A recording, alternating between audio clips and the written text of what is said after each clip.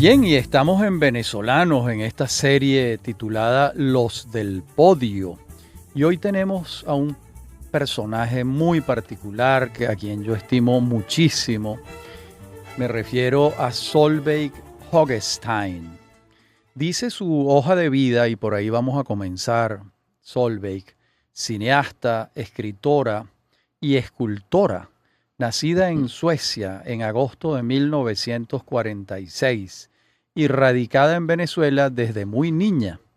Es una de las mujeres que más lauros ha recibido en la historia del cine venezolano. Tiene raíces holandesas y alemanas. Cuéntanos, ¿a qué edad llegaste tú aquí? ¿Por qué se vinieron tus padres? ¿Cómo fue ese proceso? Esa es una anécdota muy bella.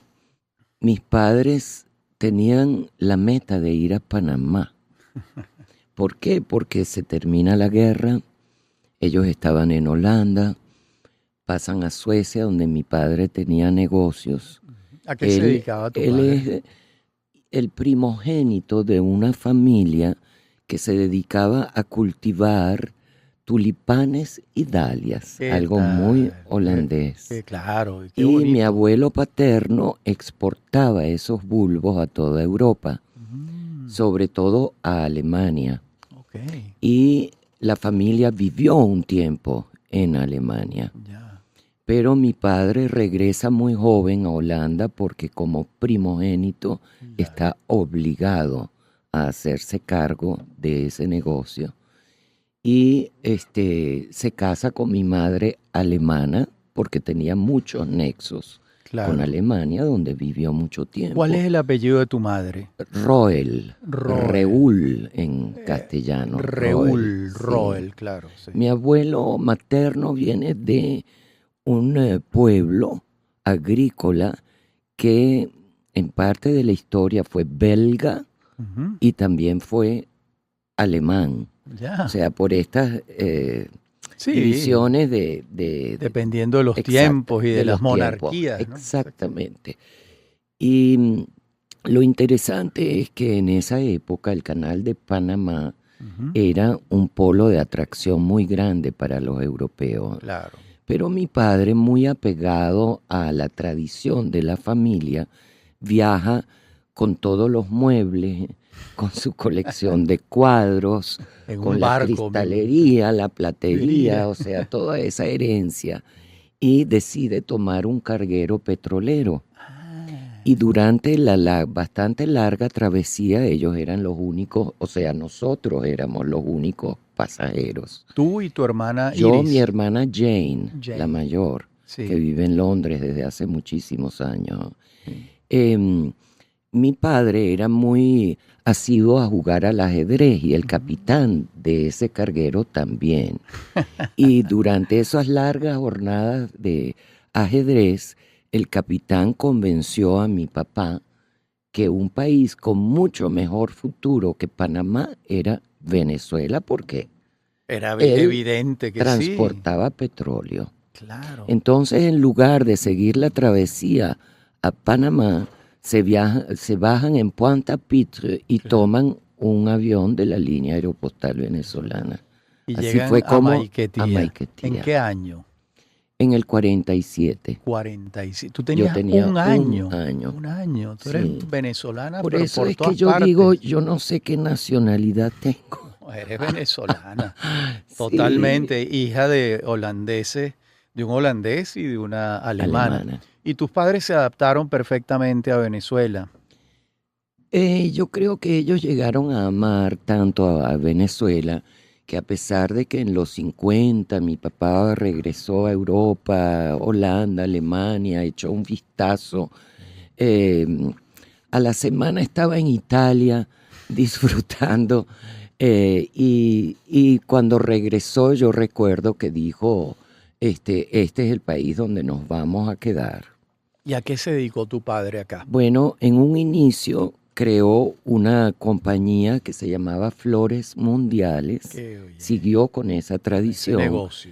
En esa época no habían floristerías en Caracas. Él fue un verdadero pionero. Claro. Y tuvo que experimentar muchísimo, convencer a los canarios, italianos, portugueses sobre todo, que se dedicaban al cultivo de hortalizas, Ajá. de sembrar rosas, Claro. dalias, etcétera, para venderlas. Y ese fue un proceso bastante En las afueras de largo, Caracas, me en las imagino. afueras de Caracas. Y él durante muchos años fue el único con enormes riesgos, Claro. no solo por los problemas de la importación misma, porque la carga no la aseguraban, y eso siempre era un momento de Un riesgo, tensión, claro. sino porque había muchos parásitos, insectos tropicales que atacaban a esas plantas. Claro. Y entonces él tenía que estudiar cómo hacerle frente. Yo lo recuerdo leyendo libros de botánica, etcétera, para estar preparado para convencer a estos agricultores de, al lado de cultivar hortalizas, cultivaran flores. Y además él le garantizaba la compra de las flores. Para el Exactamente. agricultor era también conveniente. Bueno, abrieron entonces las primeras floristerías. Ya. Y ahí entramos en un tema interesante, creo yo, que es la influencia de esa migración posguerra a Claro. Venezuela. ¿Qué tal? Qué historia tan bonita. ¿Y ustedes dónde vivían ya la familia y dónde estudiaste tú la primaria, el bachillerato? Nosotros vivíamos en la parte alta de San Bernardino, Ajá. donde yo observé de niña la construcción de la Cotamil. ¿Qué tal? Cuando Claro. éramos pequeñas volábamos papagayos desde San Bernardino y Sí. desde Sarría otros volaban papagayos pero con gilets Sí, en las colas. claro. Y nos tumbaban los papagayos todos los días y Imagínate. todos los días nos empeñábamos otra La vez. guerra de papagayos de la Exacto. época. ¿Y estudiaste dónde? Ahí En en el San colegio Bernardino. Humboldt sobre todo. Ah, en el sí. colegio Humboldt, un gran El colegio colegio. Humboldt, recuerdo, el primer año estaba cerrado todavía por consecuencia del nazismo Ah, y estaba en Sabana Grande ese ujú. colegio. Entonces nos pusieron en un colegio que se llamaba Pedagógico Esperanza, donde había muchos niños de emigrantes. Ujú. Y después pasamos al colegio Humboldt ya en el segundo grado. ¿Y te graduaste de bachiller En ahí? el colegio ¿En la Humboldt. sección alemana o en la No existía Ah, no todavía la existía. sección alemana, era Ya. una sola. Sí. Nosotros recibíamos clases muy intensivas de alemán, 6 horas a la Ujú. semana, y crecimos realmente bilingües, en mi caso Claro. trilingües, porque también se hablaba holandés. En tu casa se hablaba holandés. Se hablaba holandés, Holandés. pero había muchísimos amigos alemanes, austríacos, judíos alemanes, checos, todos ellos hablan alemán. Qué bien. Bueno, y entonces te graduaste de bachiller. Hay un momento en que te vas a estudiar cine en Stuttgart, pero eso ocurre cuando tú tienes 21 años. ¿Qué estás haciendo entre los 17 y los 21? ¿Estudiaste alguna carrera aquí en Venezuela? Sí, estudié letras en la Universidad Central de ¿Qué Venezuela. tal? ¿Qué Sí, tal? eso fue antes de la renovación Sí, y tuve excelentes profesores. Ángel Rosenblatt, lo imagínate, recuerdo, qué lujo, en ¿no? filología. Era divertido porque él era un entusiasta de la lengua. El profesor Rufo Gali en Claro, griego. claro. Rafael Cadenas. ¿Verdad? Ya Rafael te Sí, dio clase. sí. ¿Quién más recuerdo? Ya La daba pareja, una clases pareja que se Rafael llama... López Pedraza. No, No, no, él era Carrera Dama, Gustavo Carrera Gustavo Dama. Luis Carrera, sí. Muy Gustavo Luis. politizado, por cierto, muy Sí, ideologizado, un hombre como muy de izquierda en esa época. totalmente. Sí, Si no te totalmente. dedicabas a Gorky, Sí, te raspaban. ¿qué tal? Sí. ¿Y llegaste a graduarte?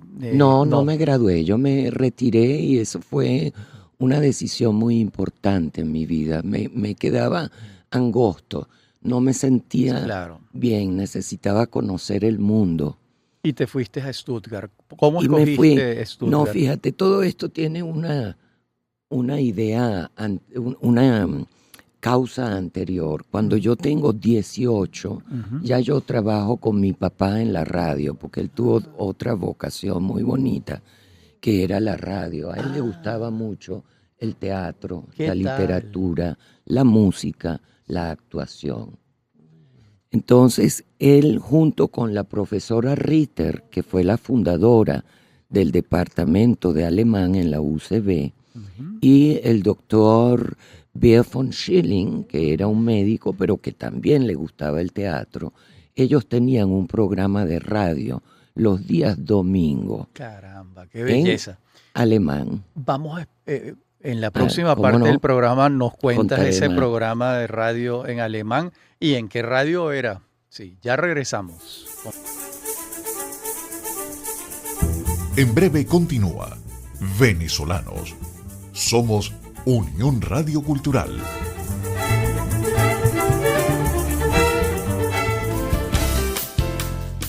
Estás escuchando Unión Radio Cultural. Este y otros programas de Venezolanos los puedes oír en formato podcast a través de anchor.fm. Para alguna sugerencia sobre este espacio, pueden escribirnos al correo rafaelarraiz@hotmail.com y en Twitter @rafaelarraiz. Somos Unión Radio Cultural.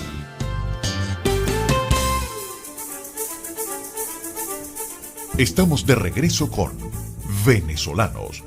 Somos Unión Radio Cultural.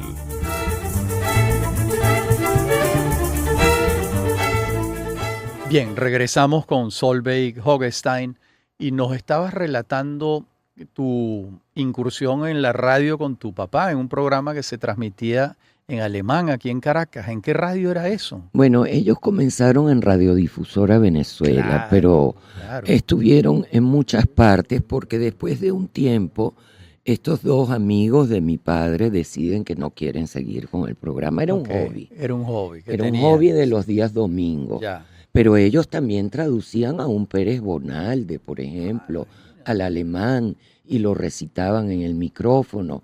Traducían autores alemanes al castellano. Era un programa muy variado, pero muy cultural. Qué bien. Y mi padre, cuando estos dos amigos deciden que no quieren continuar, él dice yo sí.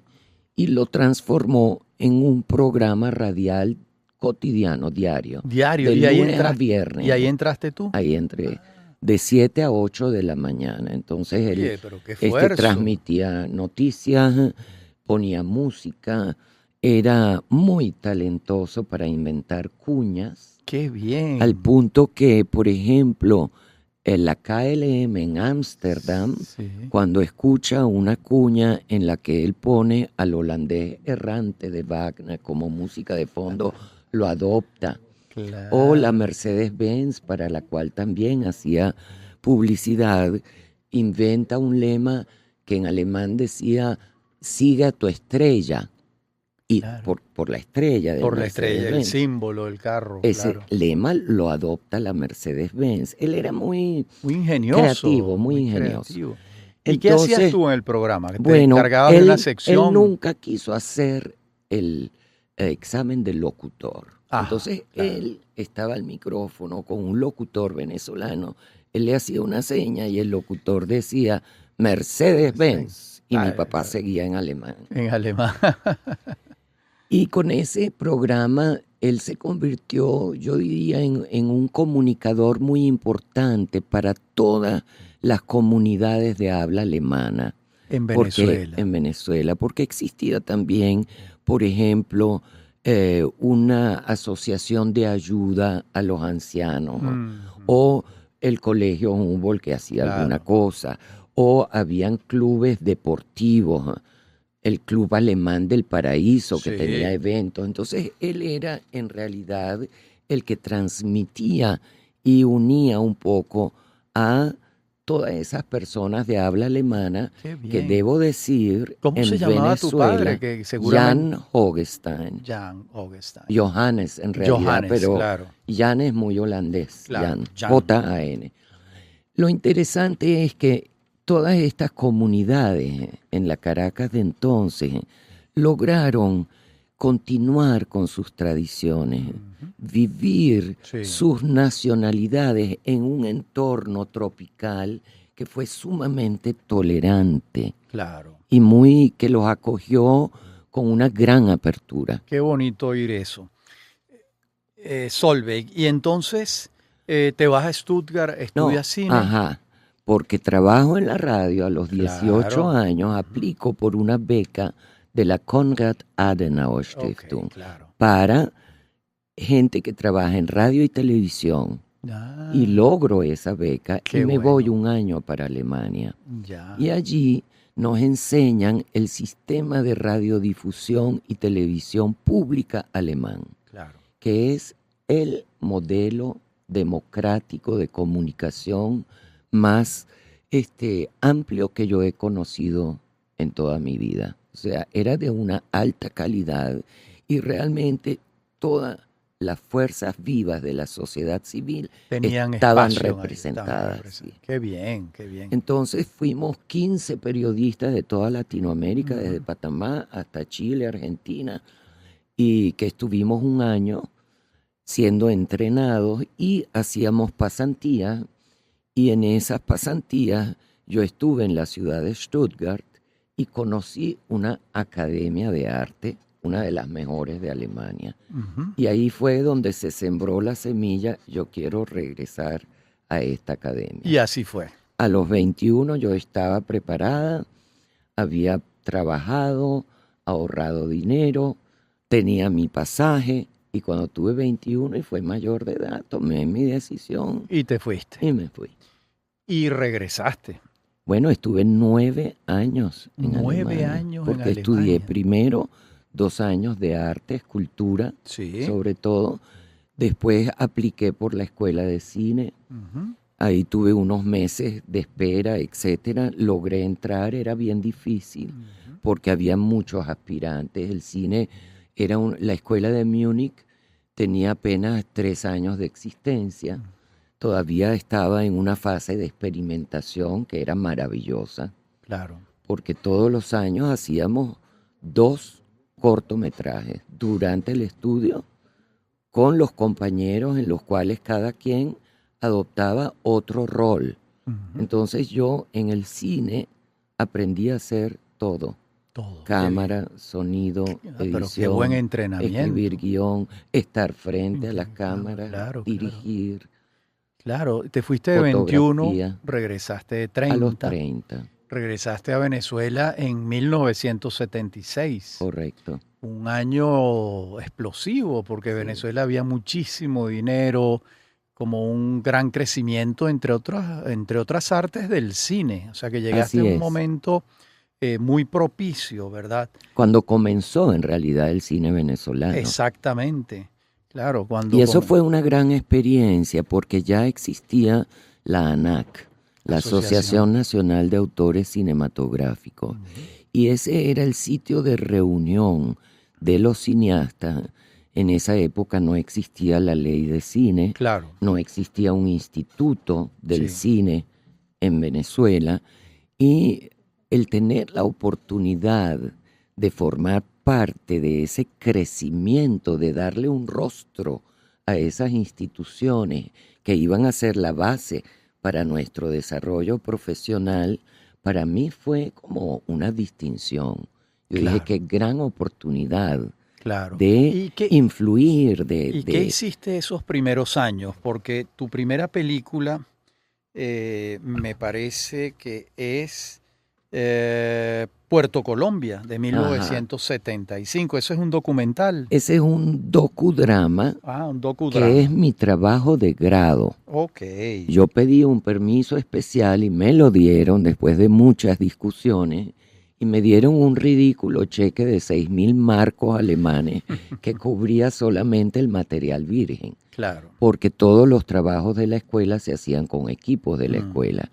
Pero aquí en Venezuela me encontré con un grupo maravilloso que lideraban Alfredo Anzola y Juan Santana, que se llamaba Pepeca Cine. Ese es anterior a Cine 68. Exactamente. De Alfredo Anzola, claro. Así es. Sí. Y allí habían equipos, había un espíritu muy cooperativo, muy horizontal. Allí conocí a colegas como Jacobo Penso, Andrés Agusti, Mario Nazoa. ¿A quién más conocí? Bueno, a Alfredo, por supuesto, que era Alfredo Olegario J. Barrera. A Olegario Barrera. Claro. Era un grupo muy activo y muy abierto y me dieron mucho apoyo con la cámara. Ese documental lo hicimos entre 4 personas con una en 16 milímetros. ¿Qué tal? Y después... con ese trabajo yo logro entrar en la televisión alemana. Es un documental de 65 minutos, el cual retrata la filosofía de vida de los pescadores de Puerto Colombia. En Choroní, claro. Que además es un pueblo bellísimo. Bellísimo. Sí. Y además con mucha personalidad. Y yo logré, porque iba ya desde niña y tenía muchísimas amistades, un clima de confianza maravilloso que me permitía también poner a la gente a actuar. Entonces yo los ponía a hacer intercambios de roles y como el venezolano tiene esa linda característica que le gusta el juego y le gusta la actuación, le gusta la representación, nunca me dijeron que no, más bien el resultado siempre era mejor que si entrevistabas al original. Si hacías actuar a otro, decías, haz el papel de Menganito, del chino, lo hacía maravilloso. Eso fue una linda experiencia y me abrió las puertas a la televisión de Baviera. Claro. Un alto productor de ese canal, le proyecté la película y venía gustó. De un día de reuniones, estaba agotado, llegó tarde, yo dije, va a haber 10 minutos y se va a ir. Ya eran las 7 de la noche. Sí. Y se quedó la hora completa y salió. ¡Qué maravilla! Y me dijo que habían sido las mejores vacaciones de su vida. ¿Qué tal? Y Manoa, que es de 1980, ¿es un documental también? No. A partir de Puerto Colombia y la oportunidad de hacer algo para la televisión de Baviera, un largometraje, yo hago primero El mar del tiempo perdido. Claro, que es del año 81. Una ficción basada en un cuento de García Márquez. Claro. En realidad, El mar del tiempo perdido es anterior a Manoa. Pero la versión que yo logro terminar es una versión en alemán para la televisión alemana.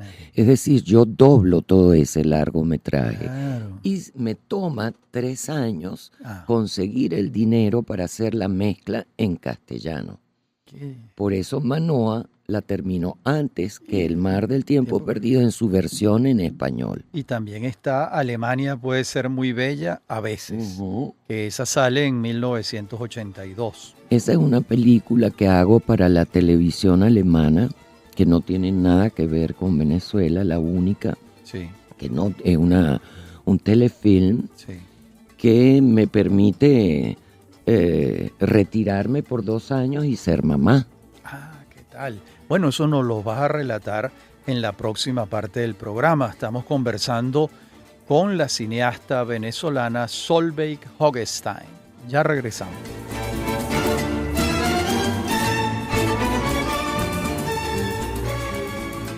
Volvemos con Solveig Hoggestein y nos decía en la parte anterior del programa que un paréntesis en su trabajo como cineasta le permitió ser mamá.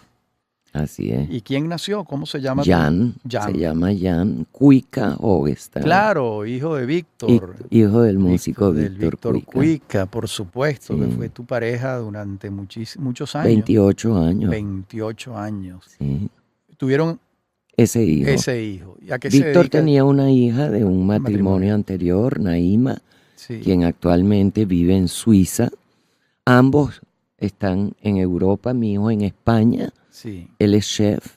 Qué bien. Él lleva un restaurante de comida fusión. ¿En Madrid o en...? No, él está en Andalucía. Él decidió que no le gustan las grandes ciudades. Él vive frente al mar. en sabio. un pueblo blanco muy bello Sí, que se ¿cuál llama es? Conil de la Sí, Frontera, lo conozco, cerca de Cádiz. ¿Lo lo conoces? conozco, ¿Verdad estuve que es lindo? bellísimo, Sí, bellísimo. Estuve hace año y medio en el verano en no me Cádiz. Sí, digas. recorrí todo, hubiera sabido, hubiera ido al restaurante tuyo Caramba. cuando vuelva. Canalla se llama el restaurante. Canalla. Canalla, pero con K y I-A, no como el canalla. Ya sí, no. Qué interesante. Mira, y en 1987 en tu filmografía tienes el primer gran éxito que es Macu, la mujer del policía. Una película que tuvo un éxito en Venezuela. Yo creo que fue la primera película de gran taquilla aquí. Sí, la primera que bate el récord sobre películas Sí, de Hollywood. exacto. Sí. En un país que tenía 13 millones de habitantes, hace Exacto. 1.300.000 espectadores. O sea, Imagínate, enorme. el 10% de la población vio la película. Digo, yo me acuerdo que creo que se llamaba El Distinguido Ledesma, Correcto. el policía, Era un ¿verdad? Porque era un caso caso de la vida real. de la vida real, de la prensa amarillista en realidad, pero era un caso que unía tantas características interesantes, Ujú, sobre todo en torno a la figura de la mujer de ese distinguido. sí, Una joven que es madre demasiado joven, sí. un embarazo precoz a los 12 años, Ujú, que a los 15 ya tiene 2 hijos, ujú. que para quien la figura de su marido es más bien una figura paterna, un hombre 20 años mayor, autoritario, armado, Uy, que tenía mucho respeto en su entorno en el barrio, claro. y ella se enamora de un joven de su edad. Y eso desencadena la tragedia de lo que fue el caso Mamera, Sí. solo que entre Milagros Rodríguez y yo no nos interesó tanto Milagros es la parte, guionista. la guionista junto conmigo, sí, lo Sí. escribimos juntas. Me acuerdo muy cerca del barrio de Chapellín, Sí. por eso lo filmé allí. Ujú, Y esa fue una experiencia muy hermosa, hacer esa película y escribir ese guión, porque yo conocí a la Chena, que era una chica muy linda, muy introvertida, muy arrinconada realmente, ujú. con la cual fue muy difícil entablar un diálogo. Y también conocí al distinguido Ledesma y la verdad es que era un psicópata. Claro, Entonces, claro. nuestra meta era alejarlo un poco de ese cuadro de enfermedad y hacer de él un hombre más común y corriente Mm, para que el público masculino no pudiera salirse por la tangente claro. y se viera reflejado realmente en ese personaje. Una anécdota. Yo recuerdo que un sobrino mío me preguntó, tío, pero ¿por qué si ese señor hizo tanto mal lo llamaban el distinguido Ledesma? Claro, había que explicar que esa era la denominación de los policías, un distinguido, Sí, era el grado, el grado. pero él fue un policía muy premiado. Sí, Y lo irónico es que una vez que está preso, él se convierte en un maestro de ética de los otros presos. vale, Un fenómeno. un fenómeno, una transformación, ¿no? No lo sé, no Qué lo sé. cosa tan Creo que curiosa. es un poco el perfil del psicópata, ¿no? Así es Que posible. divorcia su pensamiento de sus emociones. Sí. Y continuemos con tu filmografía. Santera en 1994, ¿verdad? Y Maroa en el 2005. Bueno, Santera en realidad es otro tributo a Choroní, ¿verdad? Claro. Porque yo tengo una casita en las montañas y es un lugar realmente privilegiado de la naturaleza. Yo creo que uno tiene que haber vivido los inviernos para entender la belleza y la magia del trópico. Claro. Y la vegetación de la selva nublada del Henri Pittier es algo extraordinario. Yo creo que Una maravilla. en variedad botánica es el segundo lugar con mayores variedades del mundo. Hay otro en Malasia que tiene más. Pero el Henri Pittier como parque nacional es una joya. Una joya. completa. Y yo necesitaba hacer una película en ese entorno. Claro. Y se me ocurrió que debía ser entonces una curandera. O Claro. sea, necesitaba un personaje interesante, un Sí. personaje que pudiera ser Además, controversial. muy común en el... Común y a la vez muy cuestionado, con Claro. conflictos, porque Sí. sin duda alguna eso siempre está rodeado de un nimbo de misterio. Así es. ¿Tienen o no tienen poderes? Claro. ¿Tienen o no tienen talentos especiales? Ujú. Y se me ocurrió estudiar todas esas religiones que son muy animistas, ¿no? Las Yoruba. Y exacto, y quedé muy impresionada con la santería y me fui a Cuba Ujú. a estudiarla y a investigar. Y me traje a un escritor cubano que era santero, que me supervisó todos los ritos, todos los cantos y los bailes también, ¿Qué tal? porque en la película todo eso está presente. Claro. Y eso fue muy interesante, fíjate las coincidencias de la vida, que yo digo que no son casualidades, sino causalidades. Sí. Había un grupo cubano varado en Choroní que iba a pasar el fin de semana después de presentarse en el Teatro de la Ópera en Maracay, y resulta que su manager se largó con los dólares y los pasajes y los dejó varados ahí. Y ahí yo me encontré con los 3 tambores batá que necesitaba, los 3 hombres que la tocaban, Te hicieron con un favor. una maestra de danza, con un coro de 5 personas que me entrenaron a los habitantes de Choroní para hacer los coros. O sea, la mesa estaba Servida, claro. Qué maravilla. Y la última, Maroa. Maroa. Bueno, Maroa es un homenaje en realidad al sistema de orquesta. Claro. Lo puedo decir abiertamente. Claro, Yo es soy muy una merecido, además. gran admiradora de ese proyecto que va mucho más allá de la música. Ujú. Es una valoración que se hace no solo del talento musical de nuestros jóvenes, sino un proyecto social que transformó a la familia. Y yo lo estudié durante mucho tiempo para tener un piso seguro sobre el cual Moverte. sí, y escribir Y una ficción, un relato. ficción. Claro, Y- la gente se pasea poco por eso. Dice, bueno, un muchachito que le enseñan música. No, es el muchachito, es la disciplina, es la hermanita, es el papá, es la mamá, que se involucran todos en un sistema cultural. Fíjate Y que cambian. Y tiene algo bien importante de lo cual se habla poco, pero a mí me gusta develar esas cosas. Esos niños son becados. Sí. Es decir, la familia no solo se beneficia de una experiencia, como tú dices, de disciplina, de contacto con el arte que te abre el universo, sino que también se beneficia monetariamente. Claro. Entonces, ver a un niño de 6 años en un teatro, en el escenario, ejecutando un instrumento, levanta la autoestima de toda la familia y de toda esa comunidad. Claro. Es un proyecto tan visionario, tan importante. ¿Se podría repetir con otras artes? Por supuesto. Con el teatro, con la escritura, con muchas artes. Bueno, el maestro Abreu no ocultaba que a él lo había inspirado en buena medida el padre Velas, que fue el creador de Fe y Alegría.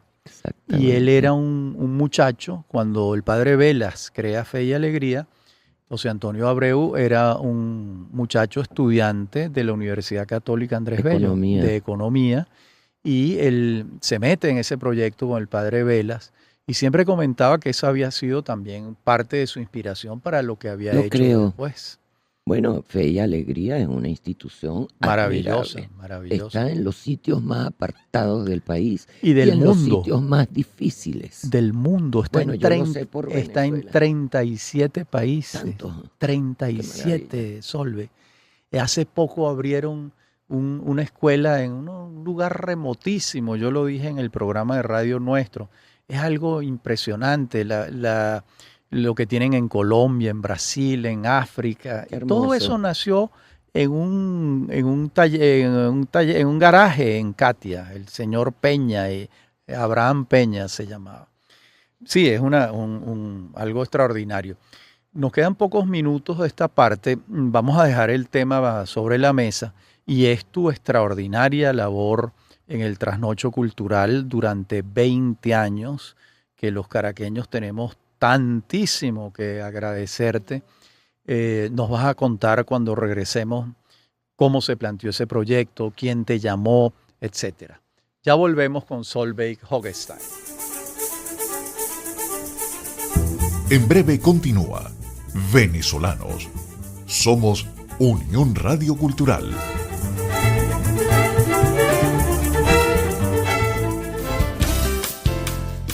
Estás escuchando Unión Radio Cultural.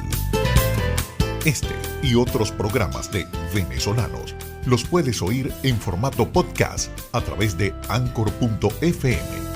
Para alguna sugerencia sobre este espacio, pueden escribirnos al correo rafaelarraiz@hotmail.com y en Twitter @rafaelarraiz. Somos Unión Radio Cultural.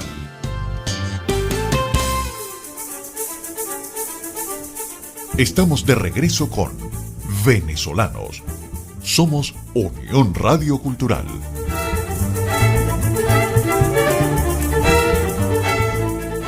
Bien, Solveig, yo estoy seguro que quienes nos escuchan quieren saber cómo fue que tú llegaste allí al trasnocho cuando ese espacio estaba, creo yo, todavía en construcción. No existía. No existía.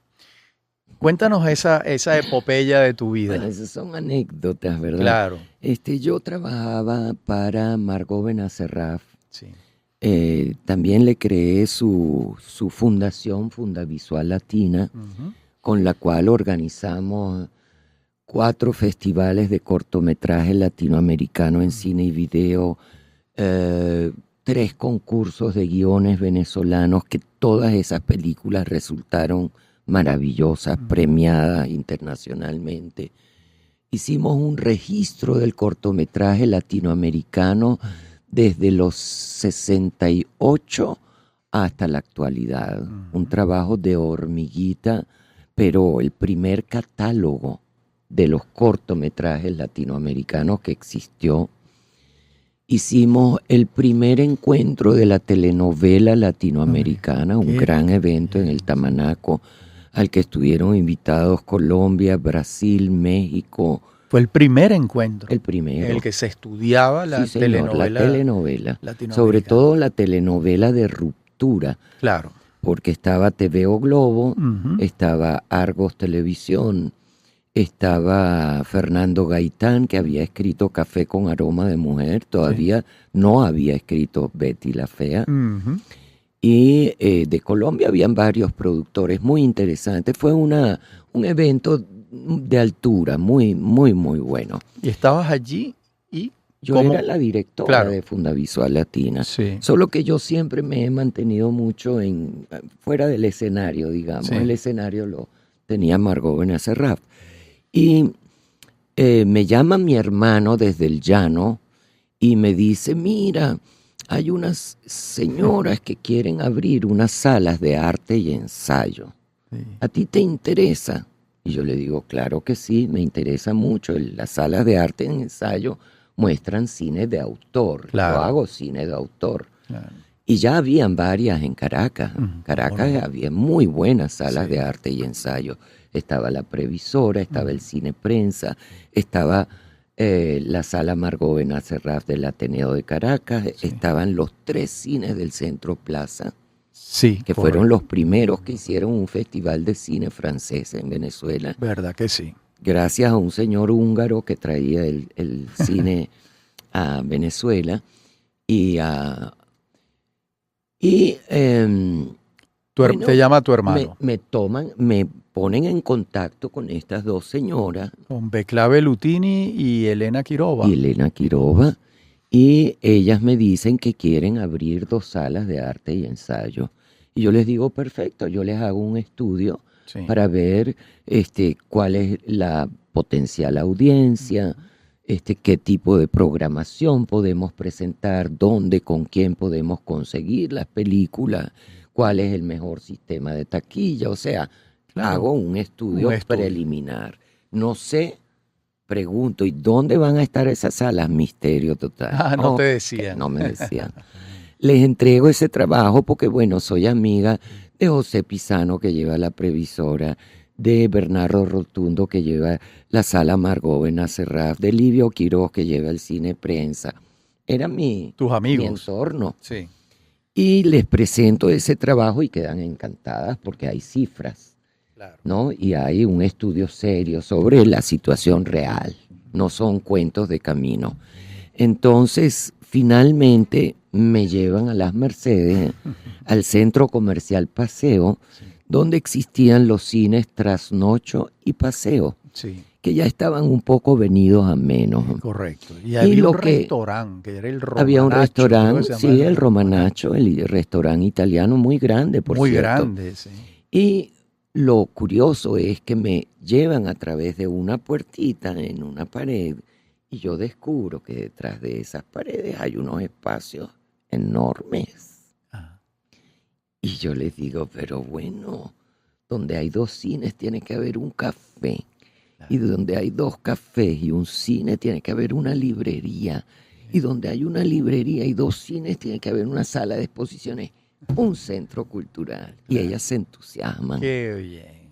Y bueno, estuve previamente 2 años trabajando en ese proyecto, sobre todo escogiendo qué iba a ir allí y quién, que es algo muy delicado. Muy delicado.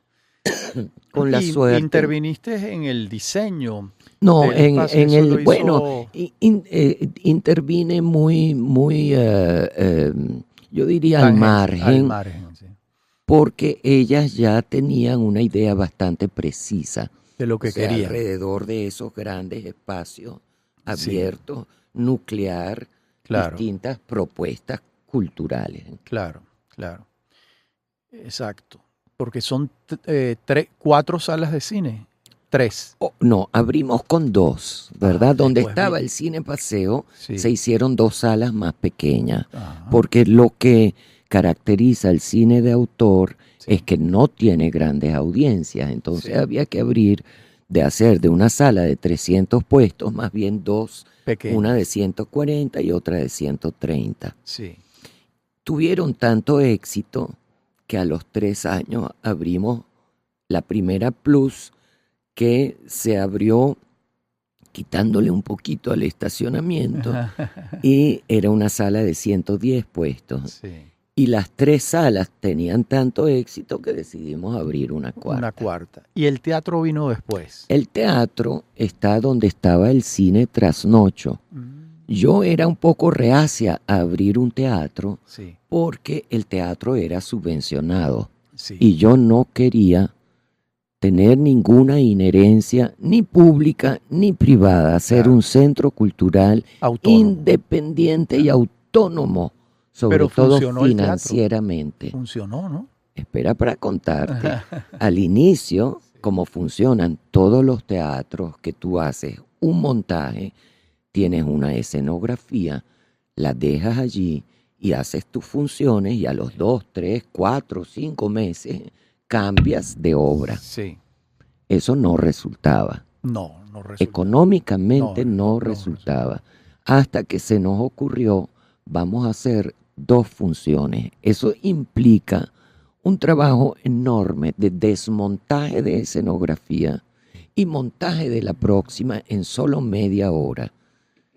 Y hemos hasta presentado 3 y 4 obras de teatro en un solo día con ese método, en un solo escenario. Es un trabajón. Yo me acuerdo, había un plan de hacer otro centro cultural y me pusieron en contacto con la oficina más importante de construcción de teatros en Nueva York. Ajá. Y mi partner me pregunta, me dice, bueno, pero ¿cuántas obras ustedes presentan? ¿De qué días a la semana? Y yo le digo, los sábados y domingos 3 obras. Me dijo, that's not possible. Eso no es posible. Le dije, sí, llevamos ya 10 años haciéndolo. Es posible. Claro.